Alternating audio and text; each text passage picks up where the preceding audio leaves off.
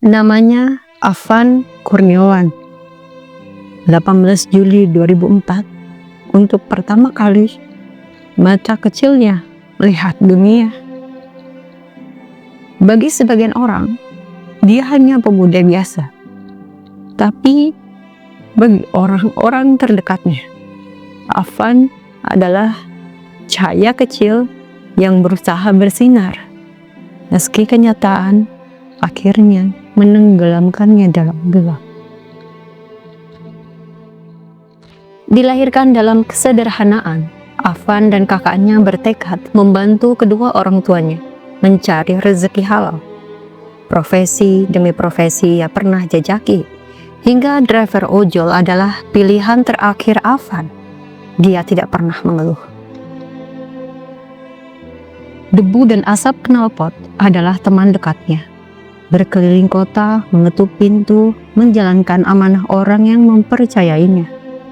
Kontrakan 3x11 meter adalah tempat sandarannya dengan 7 anggota keluarga lainnya. Merantau dari Lampung, lahir di Tanjung Karang, ayah Afan berasal dari Bima, Nusa Tenggara Barat. Sejak 11 tahun lalu, keluarganya mengadu nasib ke Jakarta. Afan, lulusan SMP, biaya menghentikannya untuk bersekolah di SMK.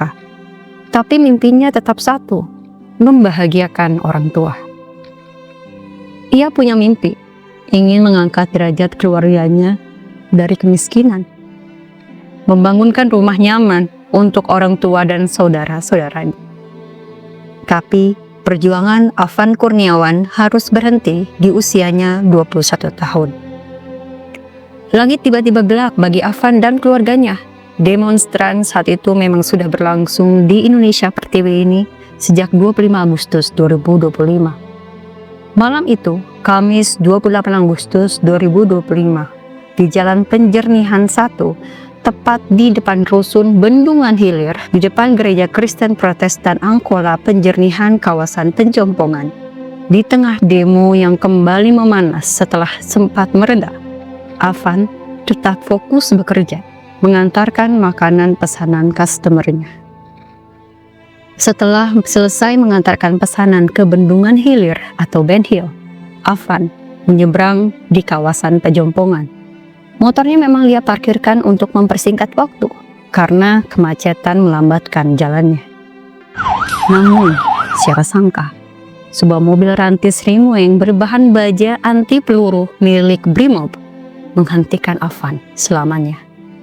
Pukul 19.25, ketika mobil rantis dikejar warga yang marah karena aparat meluncurkan gas air mata ke pemukiman, mobil itu melaju kencang. Afan dengan satu orang rekan ojol yaitu Umar mencoba menyeberang.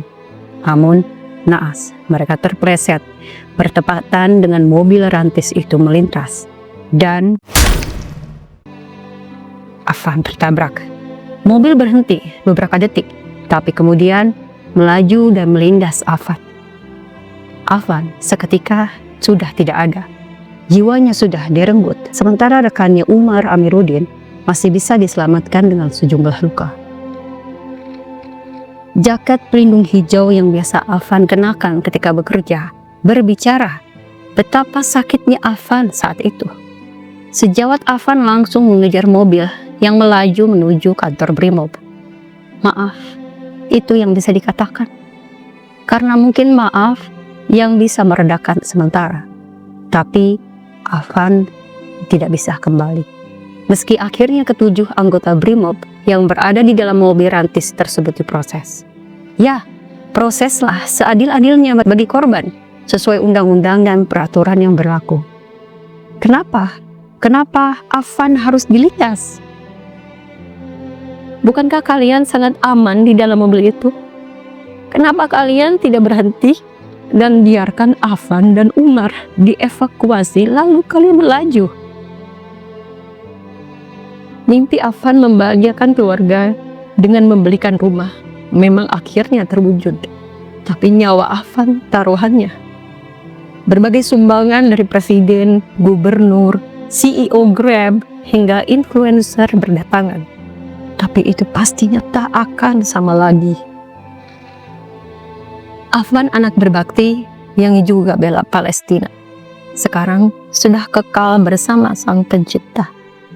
Afwan Kurniawan dihantarkan oleh ribuan orang, sejawat dan masyarakat ke tempat peristirahatannya pada Jumat 29 Agustus 2025 pukul 10.20 pagi di tempat pemakaman umum Karet Bifak, Jakarta Pusat.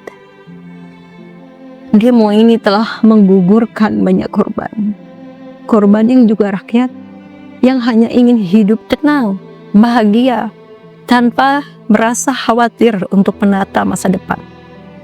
Afwan dan semua korban demo lainnya adalah simbol luka dan perjuangan, bentuk dedikasi untuk semua pejuang kehidupan yang tidak pernah menyerah. Sadarlah, suara rakyat adalah suara Indonesia. Temui kami sang rakyat dengan gembira. Ketika kalian membutuhkan kami, kalian hampiri kami dengan membungkuk.